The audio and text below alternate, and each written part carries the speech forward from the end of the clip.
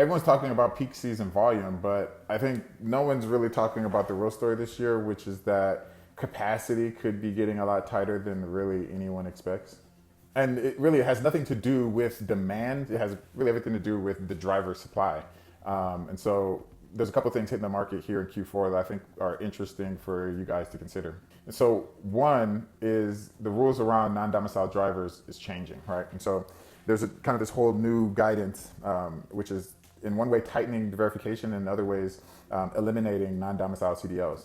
A big chunk of small carriers rely on these kind of immigrant drivers who are, operating under leases, and we could see a fair amount of that capacity disappearing really almost overnight. And we're starting to see it in the spot rate, right? And so I think the last couple of weeks we've seen the spot rate starting to spike, particularly in markets like outside of California, Washington, where the rate is spiking, but we're not really seeing the volume spike. There's also a big kind of to-do being made around the English language proficiency compliance stuff, right? And so this is stuff that the administration rolled out earlier this year that is ensuring that every driver that is on the road speaks English well and is able to read the road signs. And that, in line with the reduction in non-domiciled drivers, is going to create really a tightening in the market around a certain pool of the driver workforce.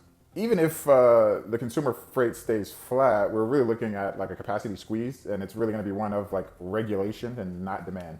So that can mean that spot rates are going to spike, and there's not really going to be a ton of extra load volume out in the market. It's just going to be a drastic kind of reduction. And it really doesn't need to be that drastic, but just a reduction in kind of what the workforce is going to be there moving forward. How you can get ahead is you got to secure your core carriers now, right? And so you got to build redundancy across your trusted asset-based carriers, right? And really communicate as early as you can around your forecasts. Really, it's going to be one of relationships, I think, this season that are going to be prominent, not just pricing there. Yeah, I mean, it's not just going to be about moving freight. It's going to be about keeping it moving when everyone else stalls.